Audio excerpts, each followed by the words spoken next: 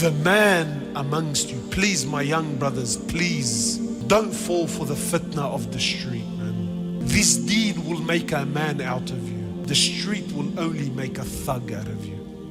He said the rijal amongst you, the man amongst you is the one who when a musibah, when a calamity happens, he can control his anger and his wrath. He can control it. He's patient. This is the man. So brothers will be he'll bench press 100, 120, Allahu Alam what they're bench pressing. He'll bench press amazing weight and it's recorded and Snapchatted. But the same brother cannot lift a blanket for Fajr. A Rijal is not determined by his ability to fight or his physical or this. That's not how a Rijal is determined. But for me, above all, a real Rijal, a real man is realistic and down to earth and understands that you can't have the pie and eat it too. Have you heard this saying? It's an English saying. They say you can't have the pie and eat it too. Yeah, and you can't have everything, brother. And we're trying to have everything. One of the ulama said that the difference between us and the Sahaba, you know what the difference between us and the Sahaba was? He said they only wanted Jannah. That's all they wanted. We also want Jannah. You see the difference? They only wanted Jannah. We also want Jannah. See what's happening? You see, a real man is realistic. A real man is realistic. A real man knows and understands that if I'm gonna be a Rijal, see, to be a man, like I said, it's not a taru. It's not something you get. To be a Rijal, these are decisions you have to make. They're sacrifices you have to take. This is a lifestyle. It's a lifestyle that you have to live. And a real man and a real Rijal understands that if I'm gonna be a man, I can't be anything else with it. It's either a man or something else. Where am I going with this? A real man is realistic. He understands that when I get married, that when I have children, that when I take on a job, that when I give my word, when I make a commitment, there are sacrifices that have to be made. You see, today, we're not men, we're boys. We're little boys that are stuck in big bodies. That's what we are, my brothers. Wallahi, forgive me. But if we're going to be honest here tonight, we are little boys that are stuck in big bodies. We like to think we're men. We like to think we're men. But when you go by the criteria of Allah and His Prophet, we're very far from it. We love women, but no one wants to be married. The commitments of being married, the sacrifices of being married, the challenges and the difficulties of being married is something a real man, a Rijal, knows and understands. But we don't. We're boys. Understands that in marriage, it's not all rainbows and lollipops. It's difficulties. Yeah, there's good times, no doubt. But there's hardship. And that's why it's half your deen. It's half your faith. We love women, but we don't like to be married. We love kids, but no one wants to be a father. Your ability to have children doesn't make you a man. Your ability to raise those children, your ability to father those children, that's what makes you a man, bro. We love money, but no one wants to work, bro. That's why drug dealing and being a runner is so appealing to the young boy. Today the brother, he's 20, 25. I know brothers that are 30, he's telling me, brother, I want to retire by the time I'm 35. Retired. Yani I'm kicking back. And I wish, wallah, I wish he wants to retire at 35 so he can dedicate his life for deen. No. He wants to retire so he can indulge in dunya to the day he dies, bro. Because work is taking him away from his love, his real love, dunya. Cafes and restaurants, holidays, vacations, weekends.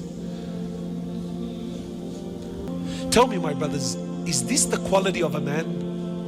It's not the quality of a man. See, a real man understands. Abu Bakr radiallahu anhu, when he was the Amir, when he was the Khalifa, he went outside and went to the market to earn his dollar. A man is realistic. A man is realistic. A man is honorable. You know what this ummah is suffering from, my brothers? Trust me, it's not knowledge.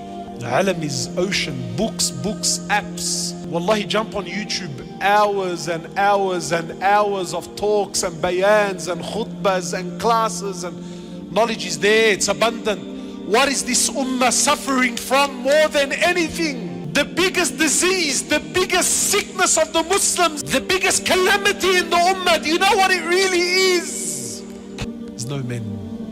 And you know who suffers the most when there's no men? You know who suffers the most? Women and children. When there's no rijal, who suffers? You know, in English they say, when the cat's away, guess who come to play? When there's no rijal, when there's no men, when the cat's away, who comes to play? The rats and the mice. No men, rats and mice. Look at our societies. When man comes together, the world comes together. But qasam by Allah, as long as man is destroyed, this world will always be destroyed. So the brothers are complaining, brother, look at our women, they've lost their way, And I say, wallahi, it's true, but tell me something, who do you blame? Who do you hold responsible? Because in one token, yes, our women unfortunately have lost their way, but then look at the men. Look at the men, the same brother that's telling me, brother, look, our women are out of control. This is the same brother who takes a photo with his wife while his wife is in hijab with her red lipstick and her eyelashes, tabarakallah. He'll take a picture with her, she's smiling and he's smiling, and then he puts it on his WhatsApp profile. That's his, this is his profile picture. So now every guy that has his phone number, when he's sitting in the toilet, flicking through his phone, he has exclusive access to his wife. Where's the honor? Where's the ghira? There's no men in our society. The very concept of ghira and honor has been lost. Have our women lost their way? Absolutely, bro. Absolutely. But who do you blame? Who do you blame? Who do you blame? This sister that's leaving the house looking the way she looks. Where's her father? Where's her brother? Where's her nephew? Where are they?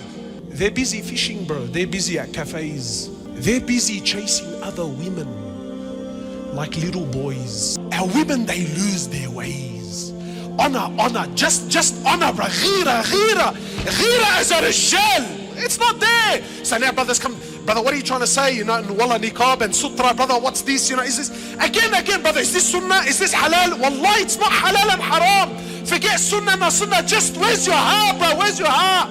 You as a man, as an honorable person, where's your dignity? The Prophet ﷺ was sitting with two of his wives. Today, when we have barbecues, my wife and your wife and his wife and yalla, and we're all together, and wallahi, brothers are sitting having dinner. Him and his wife and me and my wife, and I'm talking to his wife and he's talking to my wife, and he's laughing and we're laughing and we're giggling, and this is considered as what? This is advancement, brother. Come on, man, what's this sutra? And wallah, the girls upstairs, and what's it? This is backwards. This is backwards in our hearts. No, it's not that it's backwards. If there was a single rijal, just one rijal, wallahi would never ask, is this sunnah or fard? He would never ask, brother, is this appropriate or not? Wallahi, my heart burns. The Prophet sitting with two of his wives. He's sitting there, sallallahu alayhi wasallam. Someone knocks the door. So the Prophet goes to check. It was Abdullah ibn Mad'um. You know who the man is? Sahabi, he was blind. He was the mu'addin of Rasulullah. He's knocking on the door. He's blind. The man's blind. So he gets up and he sees Abdullah. And he says to his wives, Abdullah is on the door. Stand up, the both of you, and go behind the sutra. Go behind the veil. So they said, O Prophet of Allah, Abdullah's blind. He can't see us. He said, yes. But you're not blind, you can see him. So get up and go behind the veil. A real man has haya. A real man has bashfulness. Today our women don't possess haya. The men of Rasulullah had haya. You know, just to understand, the whole English language doesn't have a single word, not challenge, not a single word to translate the word haya. That speaks volumes about its societies. Haya comes from the word life. Ulama say whoever doesn't have haya, he might as well be dead. We need to restore men. This ummah is suffering from a lack of men, my brothers. Ask yourself tonight, are you a rijal or are you a dhakar? Are you a man or are you a male? We ask Allah subhanahu wa ta'ala to make us men. Men whom He's pleased with. Men whom revive this ummah.